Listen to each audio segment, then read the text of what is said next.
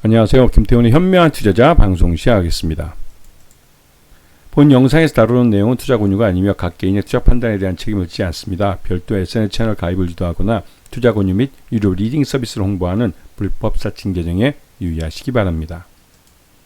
자, 오늘은 노바텍에 대해서 말씀을 드리겠는데요.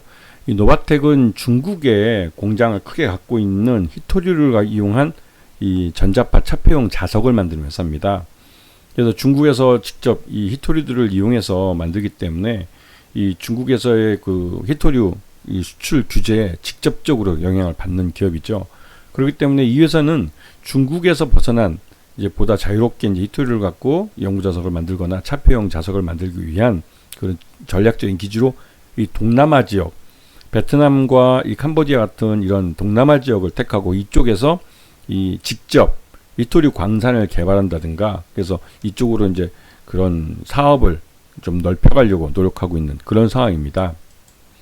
지금 주요 사업을 보면 자동차, 가전 이런 쪽에 사용되는 전자파 차폐용 자석을 이제 제조하고 있는 건데요.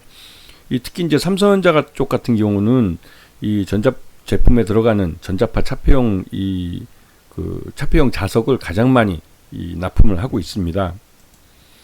그래서 지금 보시게 되면 일반 자석뿐만 아니라 이 차폐용 자석이 가장 큰데요. 이 차폐용 자석은 말 그대로 이 전자 부품과 발생하는 고유의 전자파를 서로 간섭하지 않도록 막아주는 그런 역할을 합니다. 일반 전자 제품에서는 그 각각의 부품마다 이 전자파가 흘러나오게 되는데요. 이게 서로 간섭할 경우에는 이 성능에 문제를 일으키거나 아니면 오작동의 원인이 됩니다. 특히 자동차 같은 경우는 전기차 같은 경우 이 전자파가 이 안전운행에 방해를 일으키는, 즉 사고를 일으키는 원인이 될 수도 있기 때문에 이 전자파 차폐용 자석은 굉장히 중요한 안전을 담보하는 부품일 수도 있습니다. 그래서 지금 애플 아이폰 같은 경우는 이 안에 이런 전자파 차폐용 자석이 집중적으로 들어가 있는 것을 확인할 수가 있고요. 그리고 이제 지금 노바텍 같은 경우는 우리나라 용인에 본사가 있고 그리고 이제 연구소도 이제 노바랩스라고 여기에 있습니다. 그리고 중국에는 닝보라는 곳에 이제 공장이 있고 또 여기에 공장이 이제 그 전자파 차폐용 공장과 이 원소재 히토류에서 이 히토류 자석을 만들어내는 그런 블록화하는 그 마그넷 완제품으로 가공하는 그런 가공 공장도 있습니다. 그리고 이제 베트남에는 악세사리 전문 공장이나 이걸 놓고 여기서 이제 그 베트남 지역에 이런 히토류 광산을 개발하기 위해서 지금 노력을 하고 있죠. 그 작년 실적을 기준으로 봤을 때 전체 매출액 중에 마그넷, 즉 전자파 차폐용 이쪽이 48%, 그다음에 심재가 46% 정도 매출을 일으켰고요.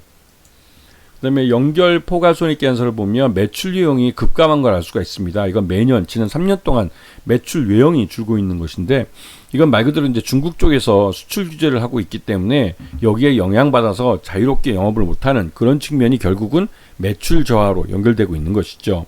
그래서 영업이익도 매년 줄고 있는데 재작년 대비해서 작년 같은 경우 126억으로 반토막이 났습니다. 당기순이익도 172억대로 지금 쪼그라든 상태고요. 그리고 여기는 최대주 특수광에 보면 54.31%로 최대주 지분이 굉장히 높습니다. 그래서 소액주주들이 실제 유통 가능한 주식수가 36% 정도밖에 되지 않죠. 그래서 노바텍 같은 경우는 그 실적이 확실히 좋아질 수 있는 그런 징후가 나오면 곧바로 품절주가 될 가능성이 큰 종목입니다. 자, 그래서 지금 보시게 되면 중국 정부가 히토류 자석 블록에 대한 수출 규제를 한 공문서고요. 그리고 최근 들어서 이제 그 중국이 네오디듐이라는 히토류 연구 자석의 기본적인 그 히토류 원소인데요. 이 원재료를 수출 규제를 하고 있습니다. 그러다 보니 그 네오디듐이 중국이 수출 규제라면 글로벌 이 네오디듐 거래 가격이 급등을 하게 됩니다.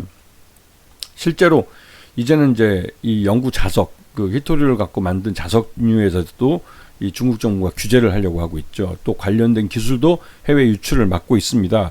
그러다 보니 이 노바텍 같은 경우는 영업이 자유롭지 않은 그런 상황이 돼버린 것이죠.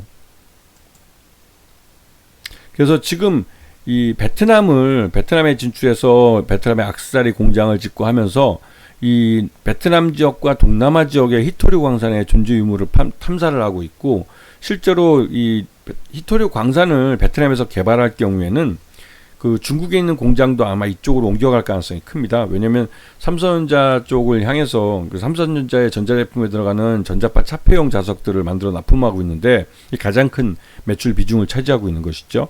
그렇기 때문에 베트남에 공장을 짓는 건 뭐 당연한 거죠. 왜냐하면 고객사가 베트남에 있기 때문에 물류나 이런 측면을 봐서도 훨씬 유리하긴 한데요. 무엇보다 또 이 베트남은 여전히 좀 아직은 이제 후진국이라 이 환경 문제에 대해서는 그렇게 규제를 하지 않습니다. 그렇기 때문에 히토류 광산을 개발할 때 여기서 정련이나 재련을 할 때 굉장히 그 좀 환경을 파괴하는 불순물들이 나오고 하는데요. 그런 문제도 있고 해서 일단은 이 그 광산, 히토류 광산 개발하는 데 있어서 나름대로 베트남을 전진 기지로 이용하고 있는 모습입니다.